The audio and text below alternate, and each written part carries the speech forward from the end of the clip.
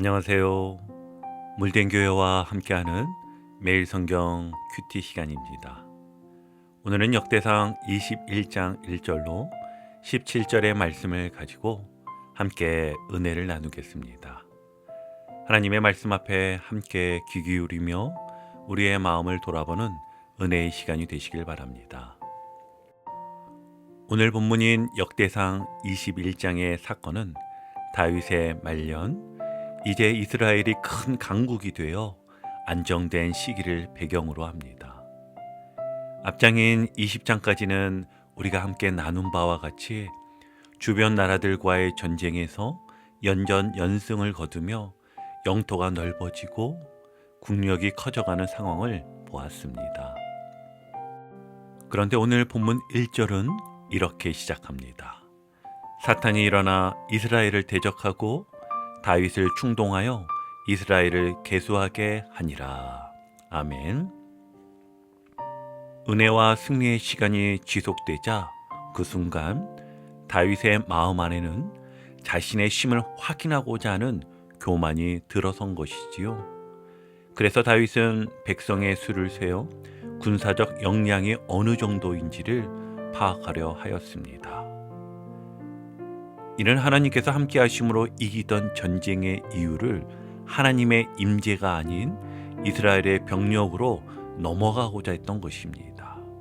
이쯤 되니 자체적으로 군사적 강국으로 도약하고자 했던 다윗의 마음이 드러난 것입니다. 다윗은 이스라엘 전역 브엘셀바에서 단까지 백성을 계수하라고 2절과 같이 명령합니다. 이는 단순한 행정 통계가 아니라 병력을 파악하여 국력을 나타내고 자랑하고 징병제의 기반을 세우려는 행위로서 국가 체제의 큰 변화를 요하는 행위였습니다. 단적으로 보면 과거에는 하나님께서 전쟁을 명하시고 백성들이 자발적으로 응답하는 모병제의 형태였기 때문에 전쟁 자체가 하나님께 순종하는 행위였습니다. 하지만 인구조사는 징병제를 위한 준비로 해석되며 인간의 힘으로 나라를 운영하겠다는 선언과 같습니다. 그럼 이때 다윗 주변 인물들의 반응은 어떠하였지요? 3절을 함께 같이 보시면 요압이 아뢰되 여호와께서 그 백성은 지금보다 100배나 더하시기를 원하나이다. 내 주 왕이요, 이 백성이 다 내 주의 종이 아니니이까 내 주께서 어찌하여 이 일을 명령하시나이까? 어찌하여 이스라엘이 범죄하게 하시나이까 하나. 아멘.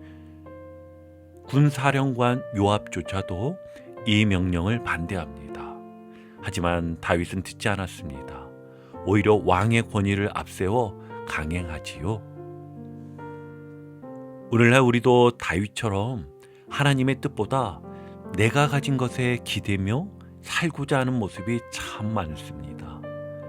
하나님께 기도하고 의지하며 살기보다는 하나님을 믿는 가운데서도 그냥 내가 가진 것으로 일들이 잘 해결되며 드러내고 나타내며 편안하게 살고자 하는 모습이 우리 안에 참 강합니다. 심지어 교회 안에서도 이런 모습이 참 많습니다. 가령 모임을 인도할 때도 하나님의 말씀에 집중하기보다 기본적으로 모임에 함께하는 사람의 수에 집중하거나 물질의 양을 통해 가치를 판단하려는 모습이 얼마나 많은 줄 모릅니다.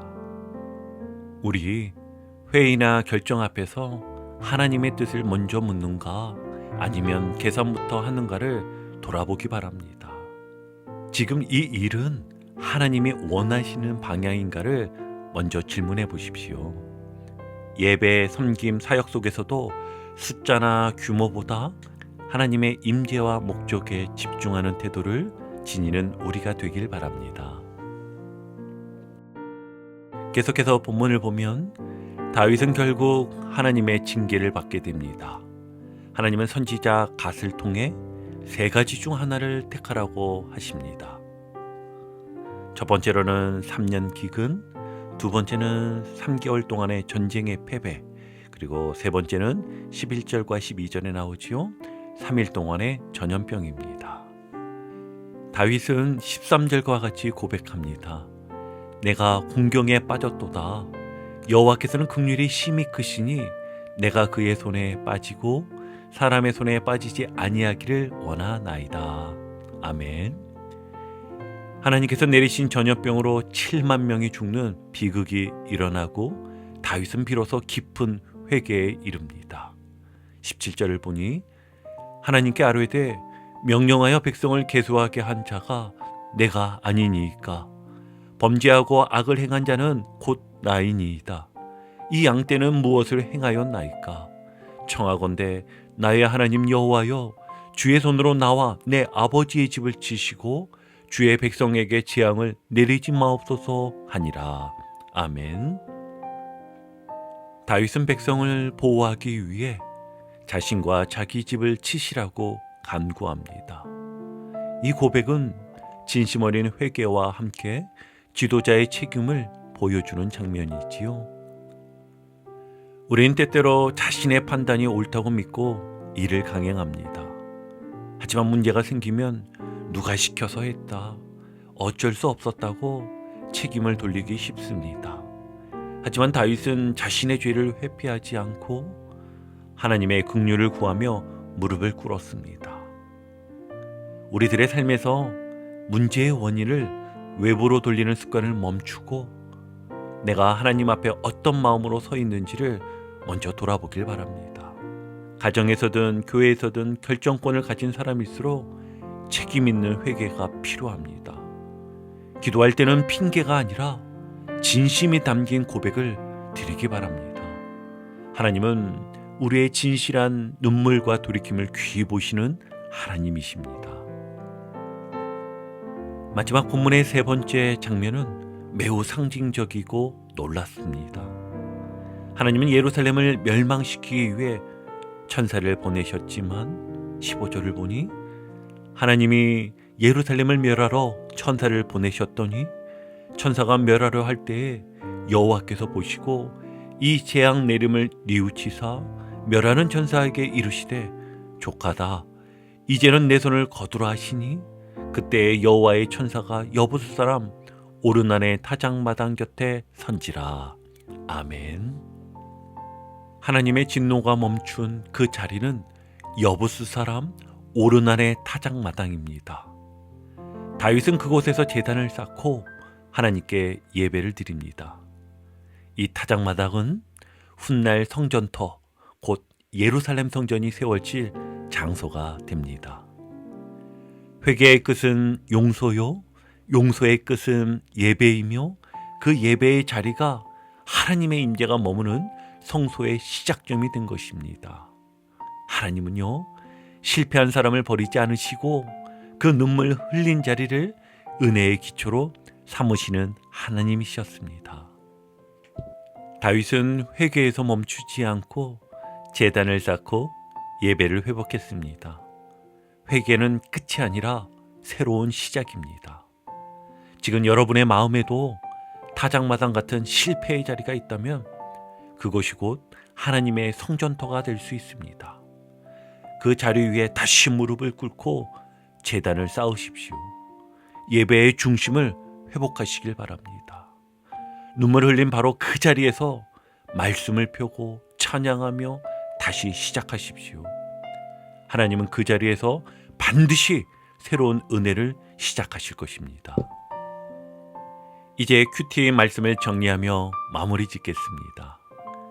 오늘 말씀은 다윗의 실수, 곧 인구조사라는 죄로 인해 백성에게까지 큰 재앙이 임하는 아픈 장면으로 시작되었지만 끝은 전혀 다르게 맺어집니다.